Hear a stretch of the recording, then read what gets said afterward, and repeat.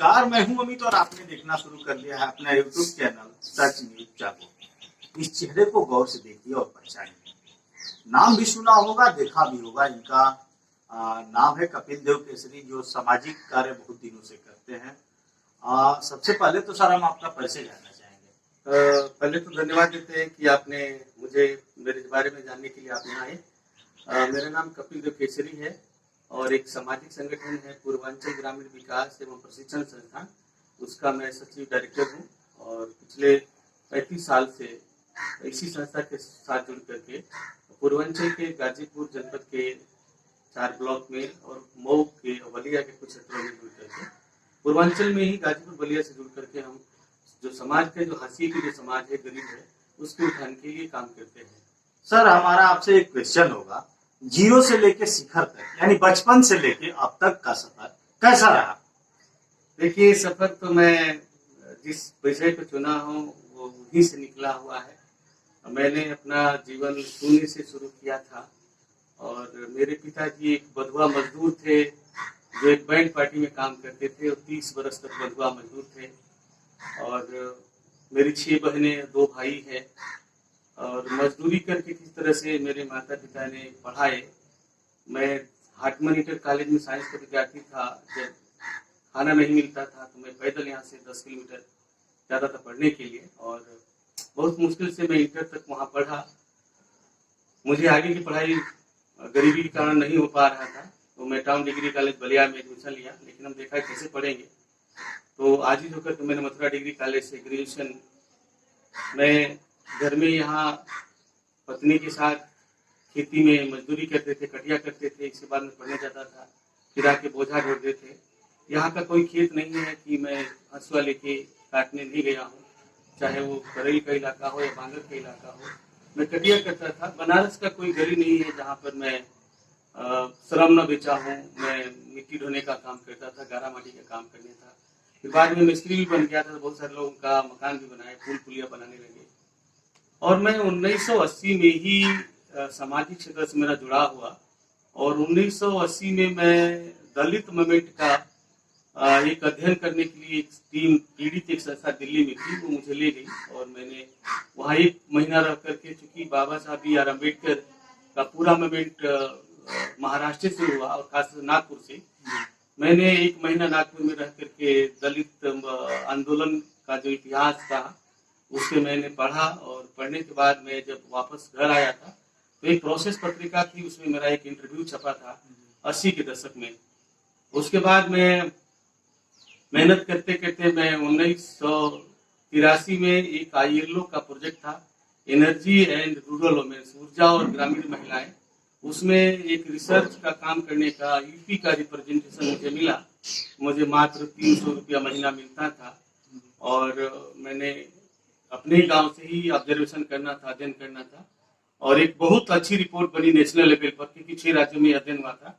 UP का representation मैंने किया था और तब एक अच्छी रिपोर्ट बनी थी, वुमेन क्राइसिस इंडिया, भारत में महिला संकट। तो एक अच्छा मेरा अनुभव हो गया था और वहीं से अनुभव के साथ मैं निकला। अब बताना चाहूंगा कि मुझे रहने के लिए मेरे घर भी नहीं था, एक झोपड़ी भी नहीं था। रात को छोटा सा झोपड़ी था, उड़ गई, मैं दूसरे के घर में कापी किताब लेकर के रहा।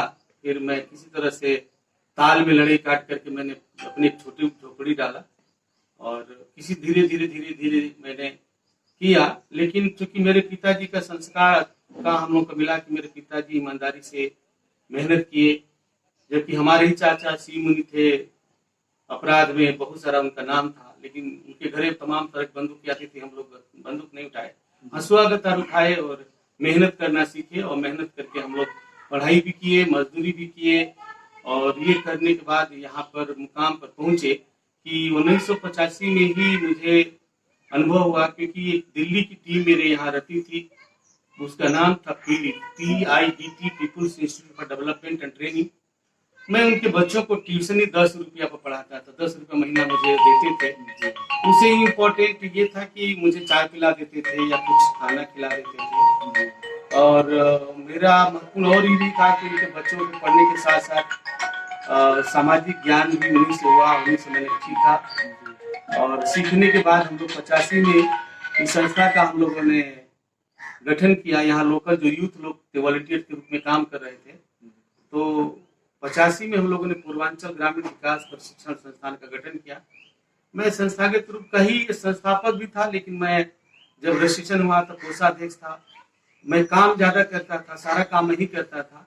लेकिन बाद में 1 साल के बाद लोगों ने कहा कि जब सब कुछ आप ही काम करते हैं तो संस्था का जो मुख्य पद सचिव का है उसमें आप ही क्यों न रहे। तो मुझे रजिस्ट्रेशन होने के बाद संस्था का सचिव मुझे चुना गया और तब से मैं यहाँ काम कर रहा हूँ। और काम करने के साथ साथ जब मैं आगे बढ़ा, बड़े पैमाने पर मैंने काम शिक्षा से शुरू किया था बच्चों का, क्योंकि मैं पढ़ाई के दौरान बच्चों का भी ट्यूशन करा करके पढ़ने जाता था। तो वो मेरी ललक थी कि गरीब बच्चों को कैसे क्वालिटी मुक्त शिक्षा दिया जाए, उससे मैं जुड़ा था। और बहुत इंटरेस्टेड, अगर परिचय पूछेंगे कि जब वहां से निकल करके आए तो एनजीओ सेक्टर में 1997 में एक पूरे भारत की जो एक टीम थी एनजीओ सेक्टर का, उसमें 10 लोग चुने गए, जिसमें 5 लोग ब्राह्मण लोग थे और 3 क्षत्रिय परिवार के थे लोग, एक मुसलमान था और मैं एक दलित परिवार से था। हम लोग 10 लोगों की टीम बांग्लादेश गई।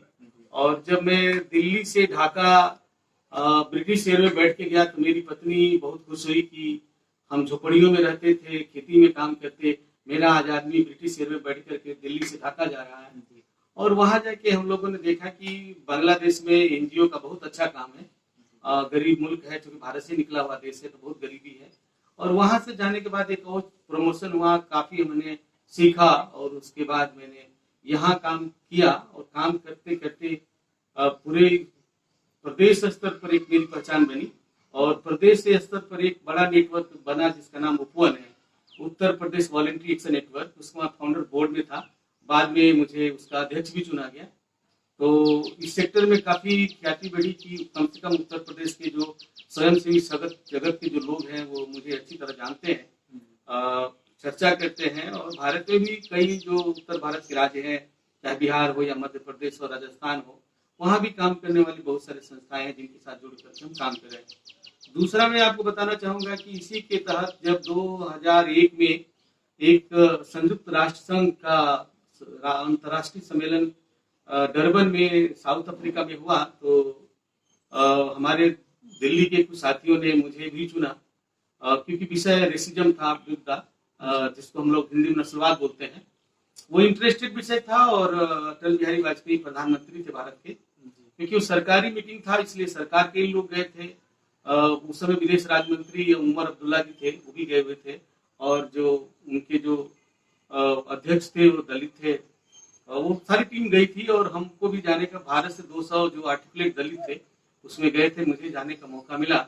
हम लोग वहाँ रेसिज्म से ज्यादा खतरनाक कास्टिज्म है उस मुद्दे को उठाए कि हमारे देश की जो सरकार है वो नहीं चाहती है कि जातिवाद खत्म हो। इसलिए हम लोग अंतर्राष्ट्रीय मीडिया, अंतर्राष्ट्रीय समुदाय और अंतर्राष्ट्रीय जो सम्मेलन था इस मुद्दे को उठाने के लिए वहाँ गए और बड़े पैमाने पर हम लोगों ने उठाया। और पूरे दुनिया में मुद्दा बना कि भारत में गरीबी के साथ साथ एक बहुत बड़ा मुद्दा जातिवाद का है, कास्टिज्म का है, जो 26 करोड़ लोग हैं जो से प्रभावित है। उससे मुक्ति के लिए हम लोगों ने बड़ा आवाज उठाया।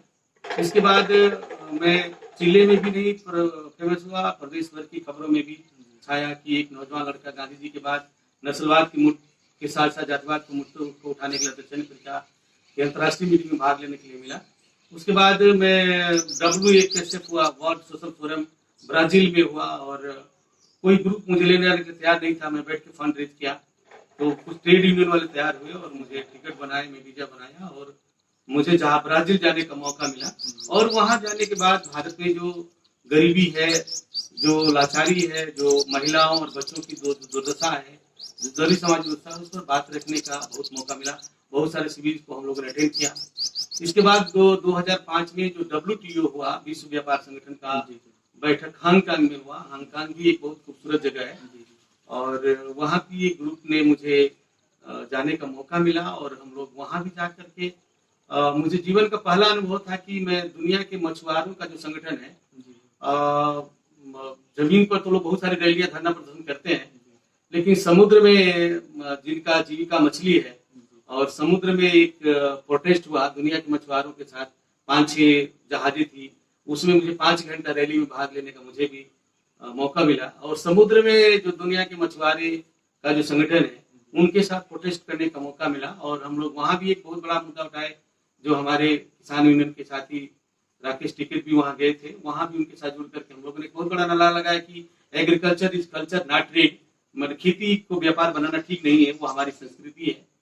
तो उसमें भी बहुत सारे मुद्दों को जाके विश्व व्यापार संगठन का जो अंतर्राष्ट्रीय सम्मेलन था वहां भी बहुत सारे मुद्दों को उठाने का मुझे मौका मिला और इस तरह से अंतर्राष्ट्रीय स्तर पर बहुत सारे देशों में घूमने का मौका मिला, राष्ट्रीय स्तर पर भी, और कई राष्ट्रीय संगठन है उनका मौका मिला और काम करने का मौका मिला। और अंग्रेजी में हम लोग बोलते हैं एक तो सोशल कैपिटल जिसको बोलते हैं, एक सामाजिक धरोहर पूंजी, उसके थ्रू एक संत महात्मा है और मेरे गांव में सन 70 में रहते थे जब मैं छोटा था और वो नागा थे, अब भी जिंदा है, उनकी उम्र 105 साल है। उनको हवा मार दिया, जिसको लकवा बोलते हैं, जबान बंद हो गई कि उन्होंने फोन करके मुझे बुलाया और जब मैं वहां गया तो रोने लगे। मुझे बहुत पीड़ा आई कि ये एक संत महात्मा है और विश्व महंत है स्वामी श्री नारायण पंथ के। तो मैंने उनको अपनी गाड़ी में ले आया, उनको इलाज करवाया, मैं पीजीआई ले गया। तो बहुत प्रभावित हुए कि ये तो मेरे शिष्य भी नहीं है, जबकि लाखों शिष्य हैं लगभग भारत में और दुनिया में 5 करोड़ फॉलोअर हैं पंथ के, फिर भी मैंने उनके शिष्य नहीं रहते हुए मैंने उनकी सेवा किया। तो उन्होंने बहुत बड़ी एक पूंजी मुझे दिया कि उन्होंने कहा कि आप पढ़े लिखे हैं, मैं चाहता हूँ कि अपना उत्तराधिकारी मैं आपको लिख दूं। तो उन्होंने कोर्ट में जाकर अपना उत्तराधिकारी नियुक्त मुझे किए और वहाँ का विश्व महंत मुझे बनाया। मैं 2 साल तक उनकी सेवा किया हूँ जाके, क्योंकि वो हार्ट के भी पेशेंट थे, एक बार उनको हार्ट अटैक भी हो गया था, तो लंबे समय तक उनका इलाज कर रहा था। तो उनके माध्यम से भी, क्योंकि गरीब समाज से जुड़े हुए तमाम लोग हैं, गरीब और पिछड़े समाज के ही फॉलोअर है उसमें, तो उनके साथ भी एक सामाजिक दायित्व निभाने के लिए मौका मिला। और वर्तमान में हम लोग संस्था की तरफ से भी बहुत सारा काम कर रहे हैं। सरकार बेटी बचाओ बेटी पढ़ाओ का काम कर रही है, उसके लिए अब लगभग 45 हमारा लड़कियों का एकल स्कूल है, जिसमें 1500 से अधिक लड़कियां हैं जो जिनको हम लोग गुणवत्ता पर शिक्षा दे करके स्कूल से जोड़ने का काम कर रहे हैं।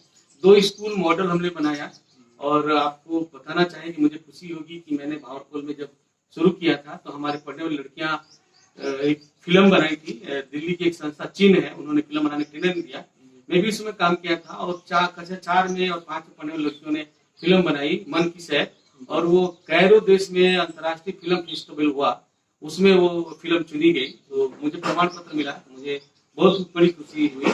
और मेरे ही स्कूल में अमेरिका की एक बॉलीवुड की हीरोइन स्कारलेट जॉनसन है, उनको भी आने का मौका मिला और वीआईपी महिला है जो अमेरिका की हीरोइन है, मेरे स्कूल पर उन्होंने आया। बहुत सारे वीआईपी लोग आए मेरे स्कूल को देखने के लिए और हम लोगों ने एक मॉडल के रूप में यहाँ खासतौर से दलित लड़कियों के लिए हमने काम किया और आज भी कर रहा हूँ। शिक्षा हमारा मकसद है, क्योंकि शिक्षा एक व्यापार नहीं है बल्कि ज्ञान है, और उससे जो हमारा मौलिक अधिकार है शिक्षा पाना, जिसे हम शिक्षा को हम केवल नौकरी से नहीं जोड़ते हैं बल्कि शिक्षा को अपने व्यवहार में परिवर्तन लाने की हम बात करते हैं, एक सामाजिक बदलाव लाने की ज्ञान मिलता है शिक्षा से।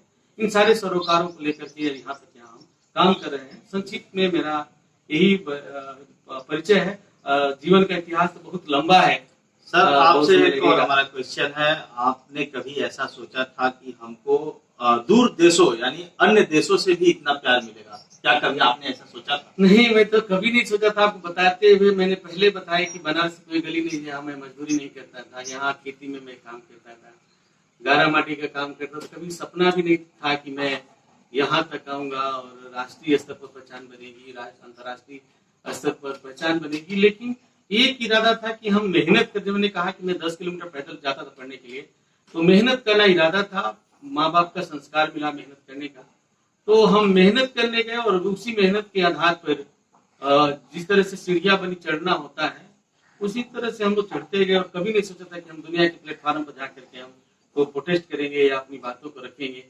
कभी ये भी नहीं चाहते कि हम भाषा बोल नहीं पाएंगे, अब तो साधारण भाषा में अंग्रेजी भी हम बात कर लेते हैं, तो वो कभी आशा नहीं थी। और यहाँ पहुंच करके बहुत खुशी होती है।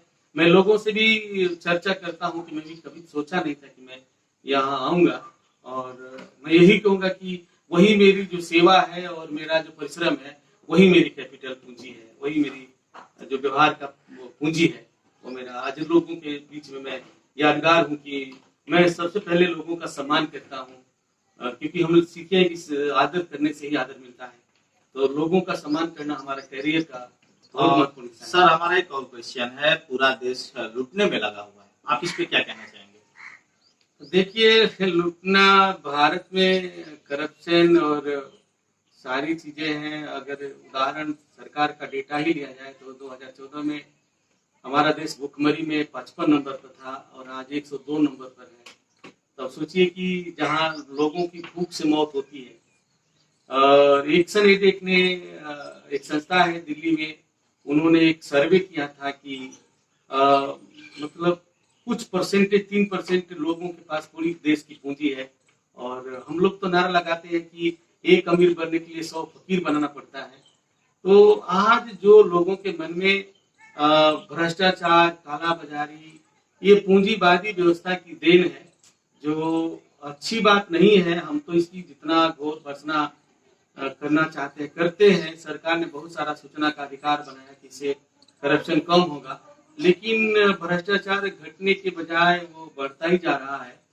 और कभी नहीं सोचे थे कि हम जनतांत्रिक प्रक्रिया में रहते हैं, एक डेमोक्रेटिक इंडिया में रहते हैं। कभी नहीं सोचे कि डेमोक्रेटिक प्रक्रिया में डेमोक्रेसी के थ्रू एक चयन करके एमपी और एमएलए चुन के जाएंगे और उनकी भी बाजार में बोली लगेगी, जैसे मध्य प्रदेश में और लोगों ने देखा, राजस्थान में देखा। तो एक नई लगता है कि क्या हो गया है, मतलब जनप्रतिनिधि बिकते हैं। एक प्रधान इलेक्शन लड़ता है, मुर्गा दारू खिलाकर देखता है तो चाहता है कि पूरा सरकार का खजाना लूट ले। तो वो लगता है कि पूंजीवादी व्यवस्था में इतना करप्शन हो गया है कि भाई भाई में कितना प्रेम होता था, लेकिन एक भाई भाई का गला काटने के लिए लगा हुआ है। वो भी एक करप्शन है कि पहले लोग भाई को अपना थाली बढ़ा देते कि भैया हम नहीं खाएंगे, तुम ही खा लो, लेकिन अब तो ये चाहते कि हम खा ले, वो खाए चाहे ना खाए। तो करप्शन घर में भी है और करप्शन बाजार में भी है, सभी सरकार में है। और आज की सरकारी व्यवस्था में तो इतना तहलका मचा हुआ है कि चाहे वो सरकारी व्यवस्था में पुलिस प्रशासन हो या जो भी प्रशासन है, मैं उसका खुद ही शिकार हुआ हूँ। मेरी एक योजना में मुझे 35% कमीशन मांगा गया, मैं लाचार हो गया, मैं नहीं दे पाया तो हमारा पेमेंट कैंसिल कर दिया गया। तो इसको तो मैं संदेश दे रहा हूँ कि कभी नहीं सोचा था कि इतना करप्शन होगा, जिसका शिकार गरीब हो रहा है और उससे गरीबी बढ़ ही रही है। भ्रष्टाचार के ही कारण गरीबी बढ़ती जा रही है। एक कोटे पर राशन तोड़ने वाला घटतौली करता है। राशन सरकार का मानक है कि आपको 35 किलो एक परिवार को देना है, वो चाहता है कि 30 किलो दे दे, ऐसा घटा दे वजन करने में। मैंने वहां से लेकर के टीचर नहीं पढ़ाना चाहता है कि 50,000 तनख्वाह पाते हैं, वो नहीं चाहता है सरकारी। बताइए 5,000 3,000 में तनख्वाह पाकर प्राइवेट स्कूलों में कितना मिले करते हैं। मेरे एक मित्र डॉक्टर है, तो उसने मैंने कहा कि यार तुम तो बोलते हैं कि ये झोला छाप डॉक्टर है, तो उसने बहुत बढ़िया जवाब दिया, यार हम तो झोरे में कमाते हैं, सरकार के लोग तो बोरे में कमाते हैं। मुझे अच्छा लगा कि एक वो गांव वाला कह रहा था कि झोला छाप डॉक्टर है, उसने कहा कि हाँ सही बात है, हम तो झोले में कमाते हैं, सरकार वाला तो बोरे में कमाता है। तो कोई नहीं कहता है। तो ये प्रक्रिया है, चाहे वो स्वास्थ्य में हो या शिक्षा में हो या सरकार की विभिन्न योजनाओं में है, बिना चढ़ावा किए कुछ नहीं प्राप्त हो रहा है। चाहे आवास लेंगे तो 25,000 पहले देना है आपको, 1.25 लाख पाना है। तो नरेगा में काम किया दूसरा, पेमेंट हुआ दूसरे का। तो हर पग पर भ्रष्टाचार है।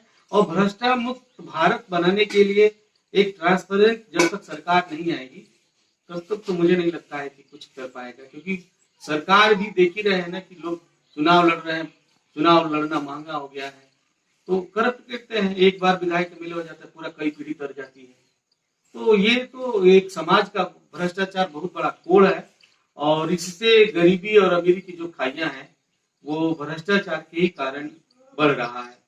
तो इस पर रोक लगाना हमारी जिम्मेदारी है कि सरकार जब तक इसको पारदर्शी तरीके से जब तक नहीं काम करे, ट्रांसपेरेंसी तरीके से जब तक इस योजना का संचालन नहीं होगा, तब तक तो भ्रष्टाचार नहीं मिलेगा। और जनता भी जागरूक नहीं होगी इसके प्रति, लाठी डंडा लेके नहीं खड़ा होगी, तब तक न्याय नहीं मिलेगा।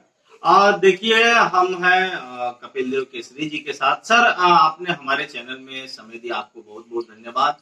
सर अगर आपसे कोई बात करना चाहे तो कैसे बात कर सकता है? देखिए, पहले तो हम आपको धन्यवाद देते हैं कि आपने रुचि किया कि हमारे संघर्षों को आपने किया। वैसे तो दिल्ली से एक अखबार निकलता है पायनियर, जी तो उसमें दलित डायरी में हमारे पत्रकार चंद्रभान जी हैं, मेरे पूरे जीवन के बारे में उन्होंने 800 शब्दों में लिखा है। तो दिल्ली के लोगों ने पढ़ा तो मुझे बहुत फोन किया कि आप यार मिलते हैं तो बताते नहीं है। तो हम बोलते हैं कि भाई अपने दुख को कैसे बताया कि मैंने कितना शून्य से ऊपर यहाँ पहुंचा हूँ। तो अगर हमारा तो खुला दरवाजा है, मैं तो पूरे खुले तौर पर रहता हूँ, सबसे मिलता हूँ जुलता हूँ, कोई बैरियर नहीं है, चाहे फोन से बात करना हो, मिलना हो, रात को मिलना हो, दिन को मिलना है, ऐसी किसी तरह की बंदिश नहीं है। और मैं खुद जाकर के कदम बढ़ाकर लोग याद करते हैं तो मैं खुद जाके मिलना पसंद करता हूँ, ना कि वेट करता हूँ। हम कोई मिलता है तो इंतजार नहीं करते कि वो हाथ उठाएगा सलाम करने के लिए, उससे पहले ही हम हाथ उठाते हैं, सलाम करते हैं, चाहे छोटा हो या बड़ा हो। सर, हम चाहेंगे कि आप अपना कॉन्टेक्ट नंबर हमारे चैनल के माध्यम से मेरा कॉन्टेक्ट नंबर है 94152466, ये व्हाट्सएप ही नंबर है, और दूसरा है 9838338724 हमारा कॉन्टेक्ट नंबर है। मेल आईडी है kdev.kesari@gmail.com। सर, हाँ सर, बात करने का सर समय क्या होगा? बात करने का कभी समय है, बात कोई लिमिटेशन नहीं है, आप कभी भी बात कर सकते हैं और मिल सकते हैं। हमारे लिए कोई बंदिश नहीं, कोई उसके रूल रेगुलेशन नहीं बनाए हैं कि हम तो सामाजिक कार्य करता है, मुझे 12 बजे भी फोन आता है मैं उठाता हूँ। सर, आपको बहुत बहुत धन्यवाद, और जितने भी हमारे ऑडियंस इस वीडियो को देख रहे हैं, वीडियो को ज्यादा से ज्यादा शेयर करें। विनम्र भाव से सादर प्रणाम। धन्यवाद। धन्यवाद आप लोगों को कि आप लोगों ने मुझे चुना, और मुझे विश्वास है कि अगले एपिसोड में अगर हम लोग मिलेंगे तो कहानी के दूसरे मोड़ को भी कभी हम दर्शकों को बताना चाहेंगे, जिससे उनको एक लर्निंग हो सके, सीख मिल सके कि मेहनत का फल कैसे मीठा होता है। जी जी, बहुत बहुत थैंक यू आपको।